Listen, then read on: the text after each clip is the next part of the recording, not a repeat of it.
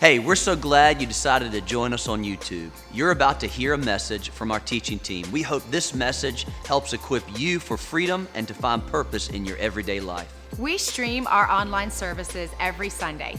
You can visit us at freedomhouse.cc/live to connect with us and become part of our online campus. We know that you're going to enjoy this message you're about to watch. Well, come on, Freedom House. How are you guys feeling right now? Come on, somebody. Hey, it is great to be here with you. My name is Colby Maxwell. I'm the Director of Student Ministries here at Freedom House Church, and I really am so honored, so proud, and so glad to be here for a couple of reasons. One, because I believe it is an incredible honor to be able to communicate as one of our teaching team here.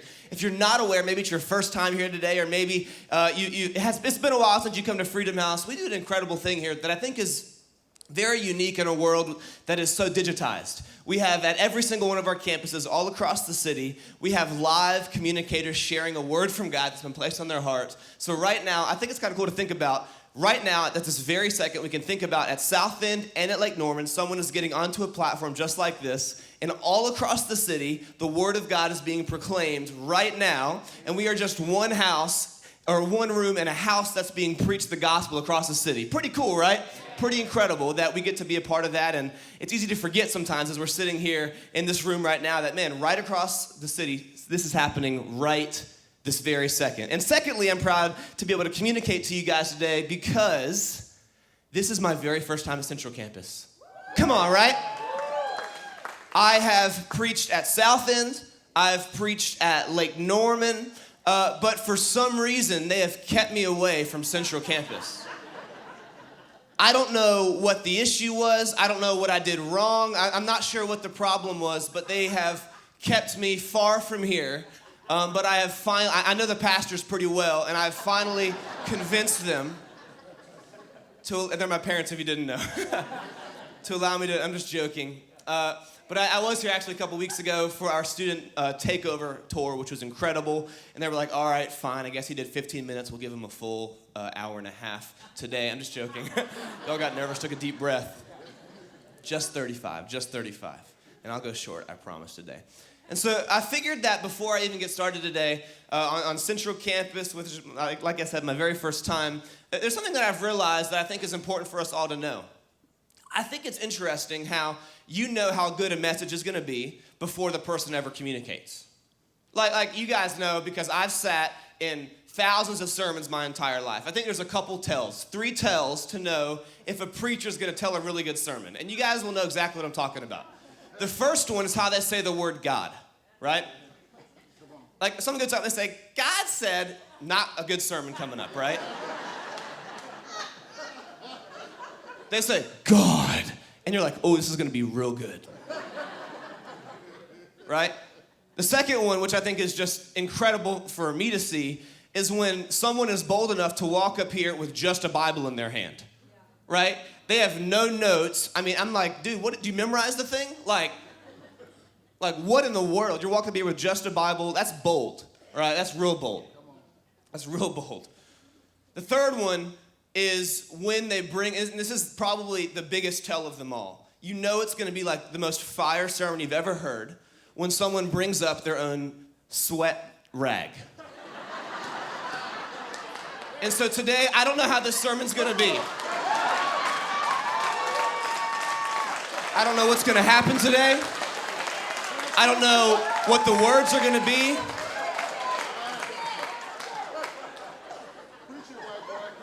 Come on. It's gonna be a good one today, y'all. I'm just kidding, I got allergies, y'all. Come on.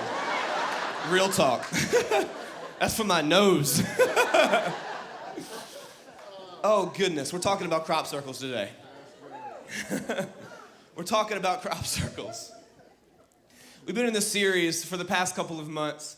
And, summer series are always fun because, man, there's like so many ways you can come at different things. I mean, we've been in this series for 3 months now. And really, if you don't know, the series Crop Circles that we've been in, it's all about, if you could put it into one phrase, miracles in motion.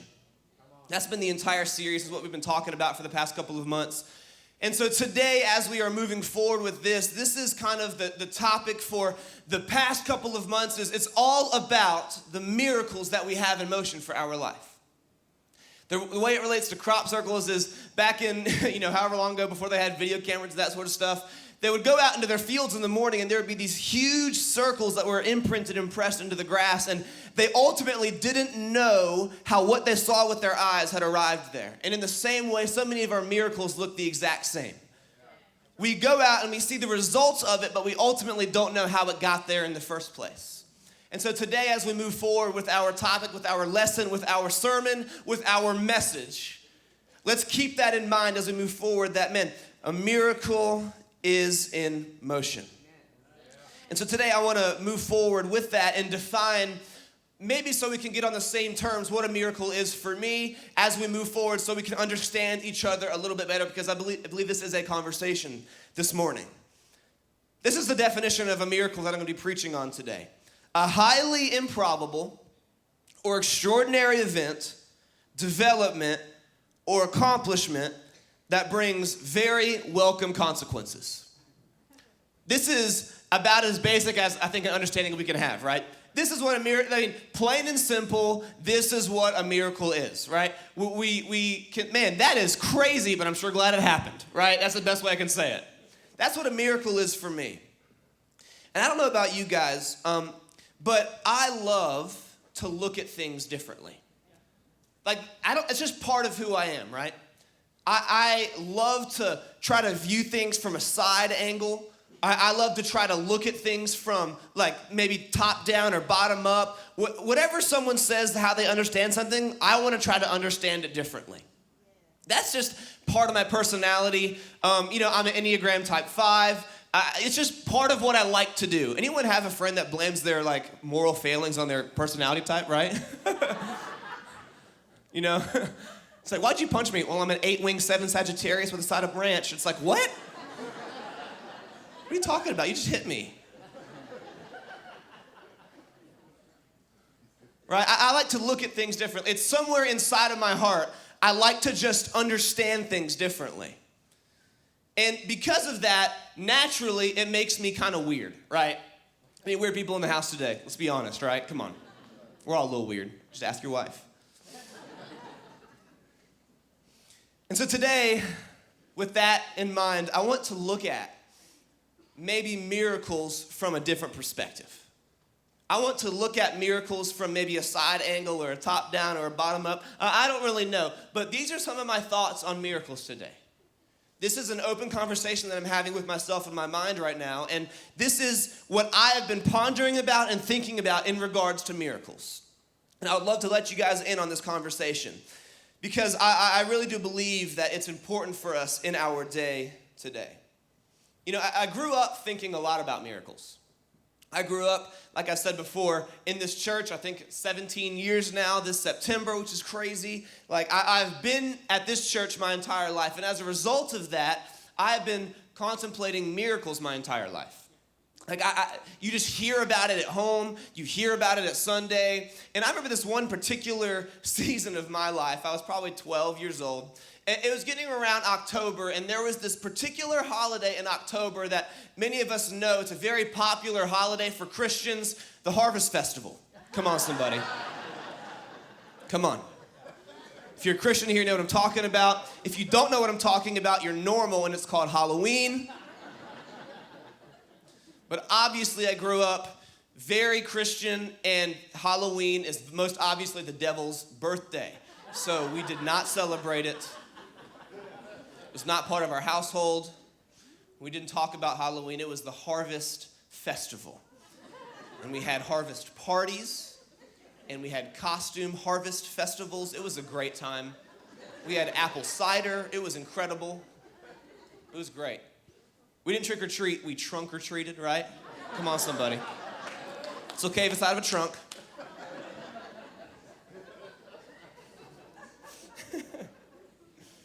And I remember what my parents would do is, we weren't allowed to go trick-or-treating because that's where the demons lived. And so we were in my house, and we would walk around, and people would ring the doorbell, and my parents would like buy the big bowls of candy, and it was my job to like hand out candy, right? We had the candy bowl. We were just doing our job. People would ring the doorbell. They would show how much fun we were having. I'd hand them my candy that I wanted. They would leave. They'd be happy. I'd be sad.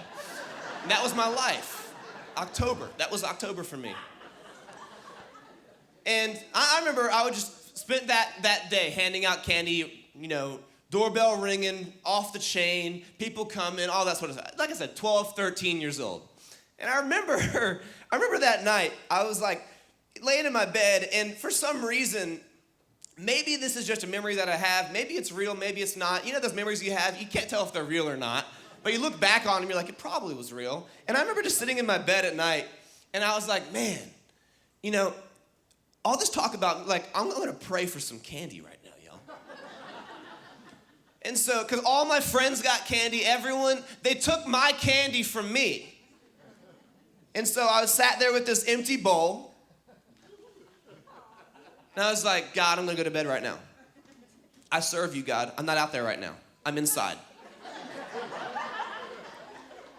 I pray right now with faith, come on, that when I wake up in the morning, Shaka, I'm gonna wake up in the morning and this bowl will, in the name of Jesus, be filled with candy.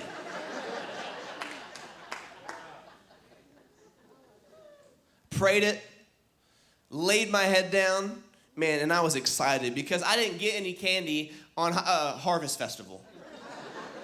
I didn't get any candy, and so I was like, man, this is my shot. This is your time to shine, God, come on. Woke up in the morning, looked down at this bowl, and would you believe it, there was no candy.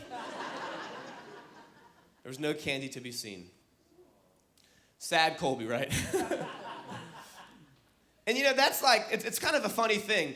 I grew up thinking about these miracles, and I tried to enact them in my day-to-day life. And little Colby praying for more candy in his bowl is kind of a funny idea to think of. Right? It's kind of this funny thing to think about. Man, he just wanted more candy in his bowl. He just wanted, what he wanted at that moment. And I found myself a couple weeks ago. Let's just say I was tight on cash, right? Went and got the mail, and I opened up the mailbox, and man, I looked in there for a check even though I wasn't expecting one, right? Closed the mailbox. I said, God, this is your time to shine. I mean, I'm a preacher. I work for you. I serve you with all that I can, God.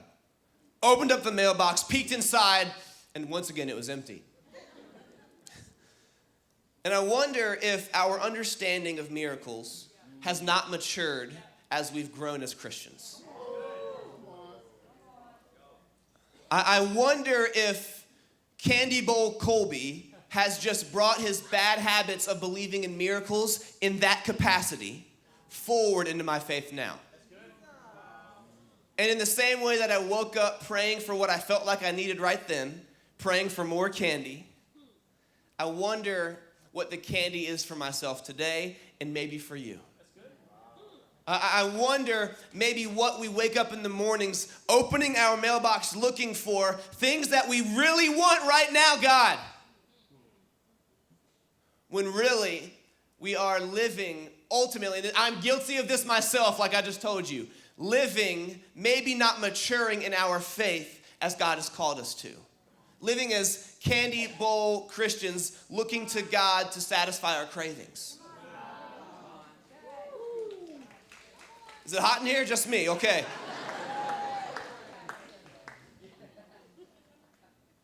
And so today, may I present the idea that maybe it's time to look at miracles differently. Maybe it's time to look at miracles differently. Maybe it's time to look at miracles differently. Let's say it this way. This is how I think. On any given night, we can walk out, and if you're in a spot that doesn't have too much light around you, you can look up into the sky, and you can see the Andromeda Galaxy. This is how it's spelled right here. It's called the Andromeda Galaxy.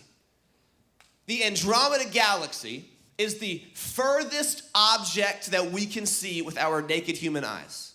We can walk out on a pretty dark night, and with our own human eyes, without any binoculars, without any telescopes, we can see the Andromeda Galaxy with our naked eye.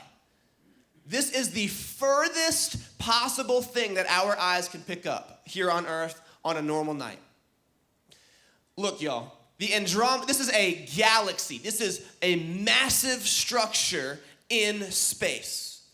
The Andromeda Galaxy is 2.537 million light years away. And we can walk out on any given Sunday night, look up into the sky, and look out at an object that exists 2.537 million light years away with our naked eye. And it doesn't end there. It takes the light so far to travel from the Andromeda Galaxy to reach our eyes, because light travels at, guess what? Light speed, that when we look up at the Andromeda Galaxy, we are looking backwards in time 2.537 million years. We can look up into a time machine on any given weekday. That is incredible. That is astonishing. That is beautiful. Man, when the light bounces off a planet in the Andromeda Galaxy, and by the time it reaches our eyes, it's already gone. That's crazy. That's absurd. I even have a planet tattooed on my arm because I love space so much. Real talk. How about this one? There's 100 billion neurons, average, in every single human brain. Your teenager has about one. All the parents said. Yeah. There we go. I work in youth. That number looks like this. That's how many neurons are in your brain right now. Those are individual cells that make up your brain. 100 billion neurons in your brain. So across this room right now, imagine how many neurons there are. Imagine if you just pulled those out of your brain and just let them float in the sky. Right? Like, imagine what this room would look like. Each neuron in our brain has up to 1,000 connections with its neighboring neurons, meaning that there are 100 trillion connections inside each one of our brains. That number looks like this. 100 trillion connections. That is more stars than our galaxy plus Andromeda's galaxy combined in one person's brain. Every single time a human being is born, there are 100 trillion connections made inside of their mind. And all of us live our life with our personalities, who we are, made up of these trillions of connections firing in sync. And if one of these connections get messed up, we don't exist. Every single one of us exists with inside of these connections in our brain. From the vastness of space to the intimacy of you and I in our minds, there is beauty in the miracle around us right now. I believe there's beauty in the miracle around us. Call them miracles in the mundane, if you will. I believe we're surrounded with highly improbable, extraordinary events that bring very welcome consequences. I believe our life is lived surrounded by miracles.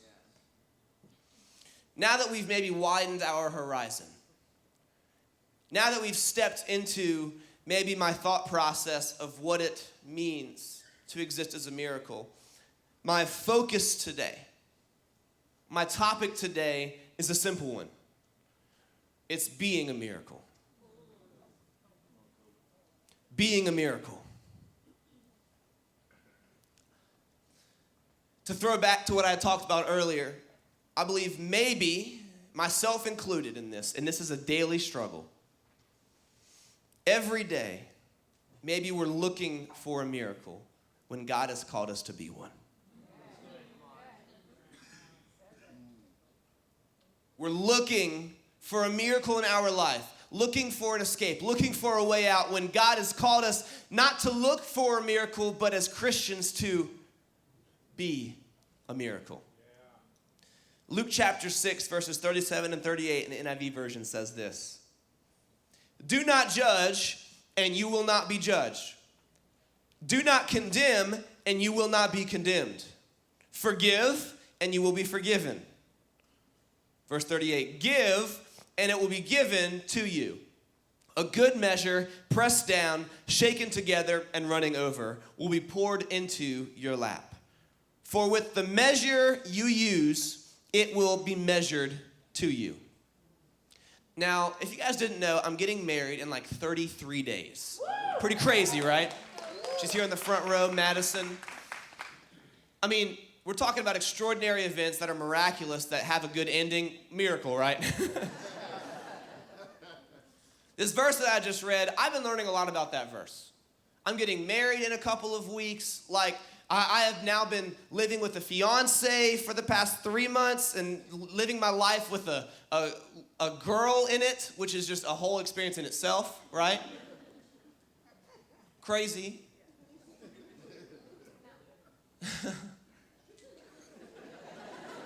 Like what?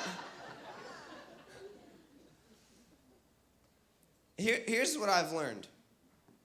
If I say something, let's say I use the wrong word in a sentence that I maybe didn't mean. If we're having a spirited discussion and I misstep, can I tell you that in good measure, shaken about, pressed down, overflowing, it will be returned to me in my life, poured into my lap very, very soon.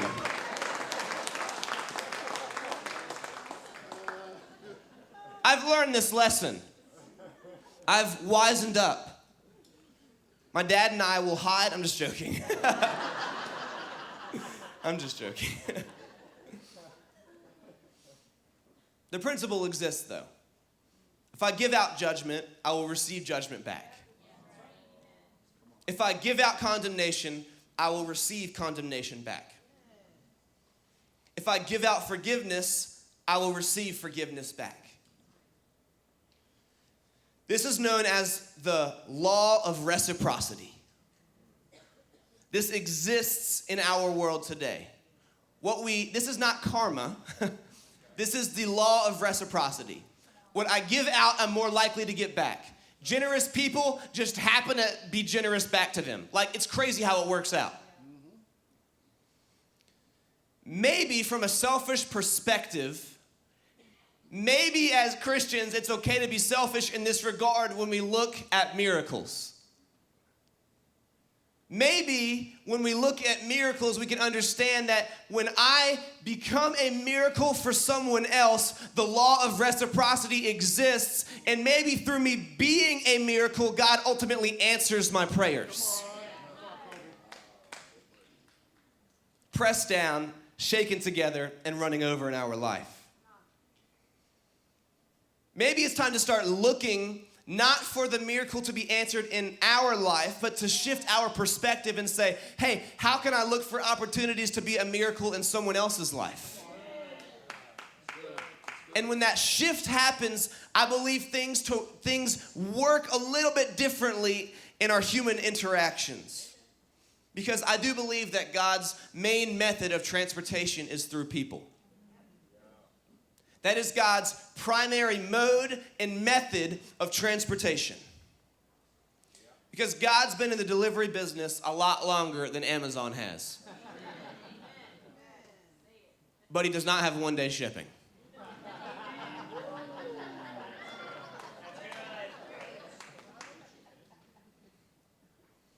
But he also never misses a shipment. Can I tell you today that I believe God will answer our prayers? But this isn't the part that we don't like. God's answer almost always isn't what we're looking for. Many of us like and it will be given to you, shaken down, pressed together, running over. but the word before it is give. Give and then. Can I promise you that, I'll promise you this, it's probably not going to be what you're looking for. But I do believe it's going to be what you need. And I believe God has ordained that in your life. I have done 12 years punishment in youth group at this point in my time. I grew up in youth group. I started going when I was in 7th grade. Went up through the years, so 4 years in high school, 3 years in middle school. Been going for 7 years now. And then after I graduated, I spent a year or two volunteering in the youth ministry, and now I have the incredible honor of serving our youth as the leader of it. It's been pretty crazy. So ultimately, 12, 13 years, I've been in youth ministry nonstop, right? Pretty crazy. Pretty crazy. And I love it. I love what I get to do. Something that I noticed with youth in particular, and all the parents will know what I'm talking about, everything is a crisis. Right? Like, boyfriend, girlfriend left, world over. Right? like, I don't have enough money to get these pair of shoes, I will no longer wear clothes. Right? I don't care anymore. I just don't care. Right? Like, everything is to the nth degree like the worst thing that could ever happen to a human being. Right? And I get that. I remember when I was a teenager growing up in the youth ministry, I remember I came in youth ministry, I was like 7th grade, 12 years old. And as I went through the youth ministry, you know, I grew up in it, and when I was 7th, 8th, 9th, 10th, 11th, 12th grade, I would ultimately go to my youth leaders with the crisis problems that I had. Right? Be like, hey, you know, this girl, I think she's cute, and I messaged her on Instagram, and she saw it, but she didn't respond. Like, should I send a second one, or, well, I already did that, like a fourth one? Like, should I keep, you know, like, I don't know if I'm gonna be able to come next week because I'm tired now, and, you know, and who knows what it's gonna look like next week. Busy schedule. Yeah, I don't have a car. Could you take me? Yeah, please. South Carolina? Yeah, please take me. Right? I get a Cash App probably once a week from students, like a Cash App request from students once a week. Like, without fail. My problems as a teenager are the same problems that the students now have, except they just can send it to me when I'm asleep. Wake up, it's like, you need that much? What are you doing at 2 a.m. that needs that? You are not getting that money.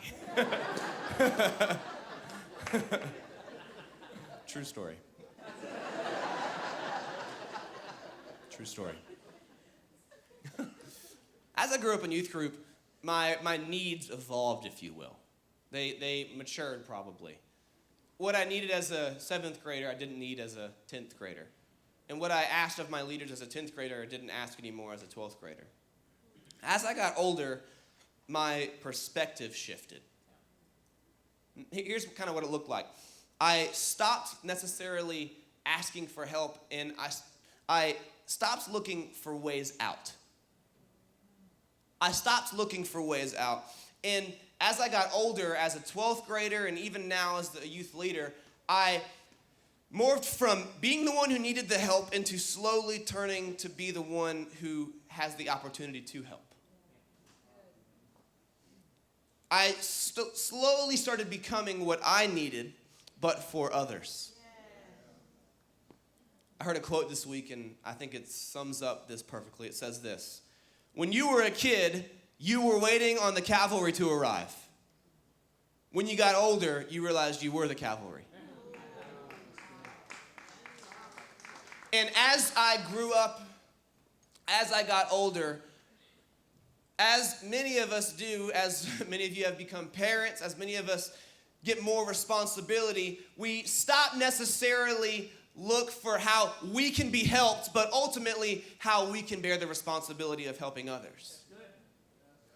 Now, look, I'm not a theologian.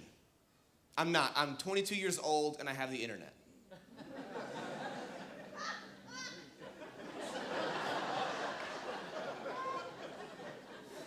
You know what I'm talking about, right? Like, we can all diagnose any disease in this room. All we need is one Google search bar and a cotton swab. Like, come on. It's like, yeah, you're not gonna make it, buddy. You have a headache? Don't worry about coming in today. I believe the disciples experienced a shift. Like I said, I'm not a theologian. This is just my musings on this. But I do believe that the disciples experienced a shift in their ministry. Here's the crux of what I noticed. The further the disciples matured, the more the miracles were through them, not for them. Early on in the ministry, we see miracle after miracle happening for the disciples. We see Peter walking on water. We see incredible stuff happening for the disciples. We see fish being caught out for their own taxes. We see crazy stuff happening for the disciples. But I noticed that as they matured in their faith, as they matured in their relationship with Jesus, especially after he left, maybe, just maybe, the miracle stopped being for them, and the miracles started coming through them as they laid their hands on the sick, as they spoke words of hope and encouragement to congregations. And maybe, just maybe, in this room today, the further we mature in our faith, the more miracles come through you, and the less they are for you. I bought my first home a few years ago. Pretty crazy process, right? Like, I bought it, the market was so crazy a couple years ago. Like, I bought it before I saw it, came up on Zillow or whatever, and I looked at the pictures and I was like, put an offer on it, and I got the house. And people who own a home will relate with this. I never anticipated how much mail I would receive. Like, mountains and mountains of mail. I could have a bonfire every night. Like, just from the mail that I get. And I get tricked out sometimes too. Like, a couple weeks ago was my birthday, and I got a card with an actual stamp. It said handwritten, happy birthday. I was like, oh my gosh, someone sent me, opened it up, Geico, you can save 15% or more. I'm like, what? How did you know that? What? Fine, I'll do it.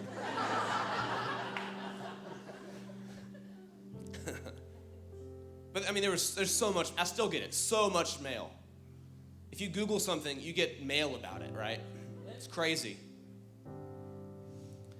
And I don't know if this is true or not. I don't know how sure I am about this.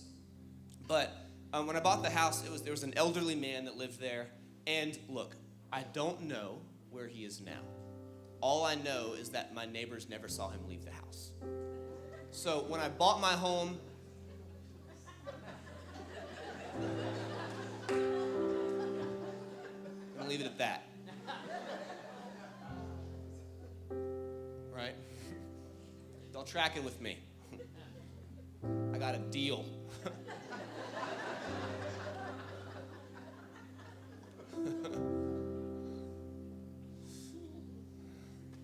And because of that, I still to this day get so much mail that is not addressed to me.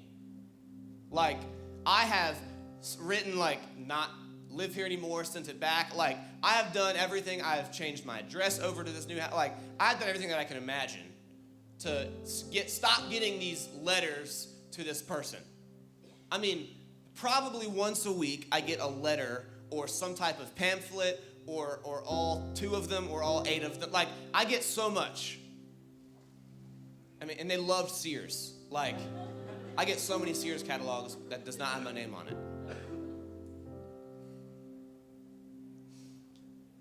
And so I keep getting these envelopes at my house, and they don't have my name on it. They have someone else's name on it. And I do live there. It's my home, and so I've done everything I can in my power to get it out, you know.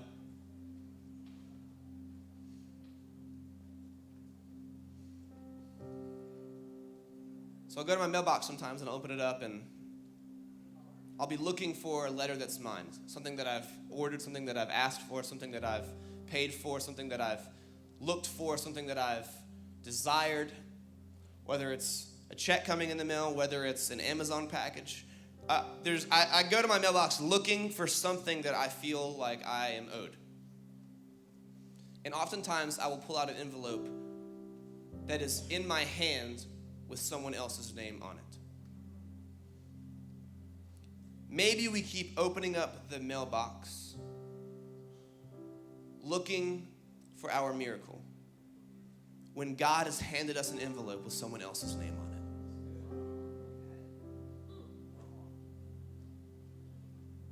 Maybe we keep opening it up saying, maybe this time, maybe this time, maybe this time. Maybe if I pray this way, maybe if I do it this way, maybe if I try this way, maybe if I live my life this way, maybe if I can figure out a way to get what I need, get what I want, get what I desire, save my family, save my everything that we could ever need and desire in this life. We keep on opening up this mailbox too.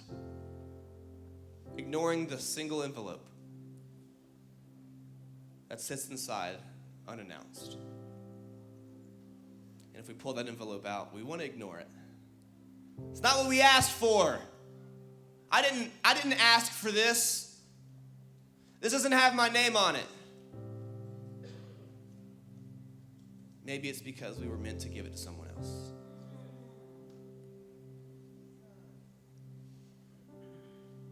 There is a richness to not praying for more, but praying for how.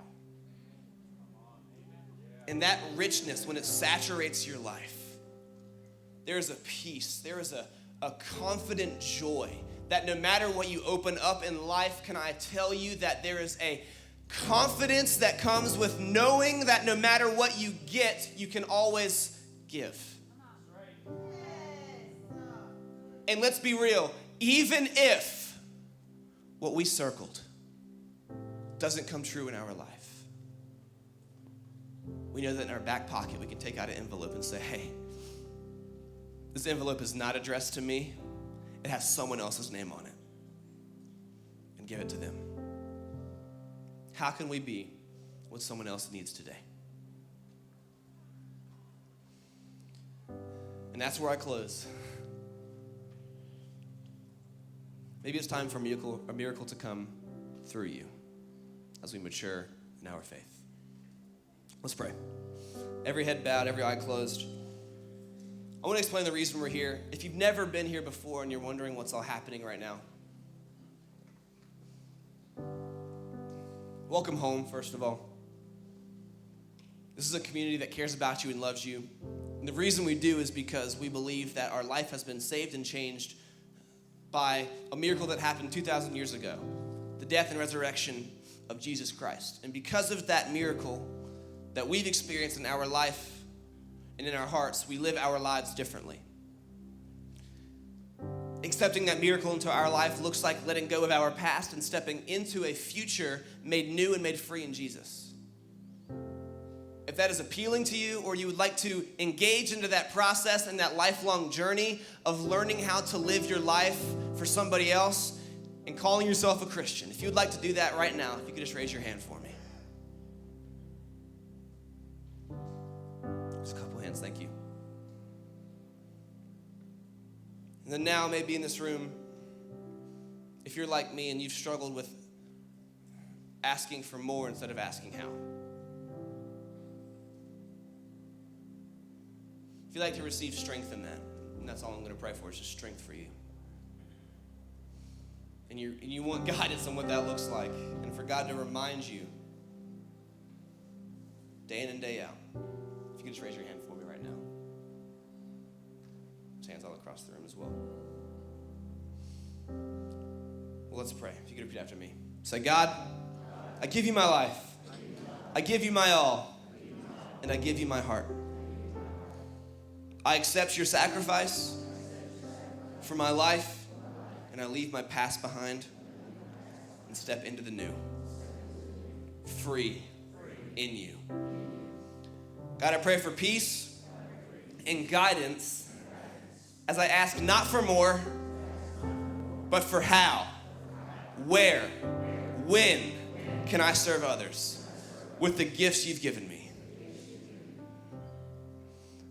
And I declare today to live for you in my heart, in my mind, and in my actions. In Jesus' name, amen. Thank you for joining us today. Don't forget to subscribe to our channel and join us for online services. If you'd like to learn more about Freedom House or how you can become part of our church, visit our website at freedomhouse.cc.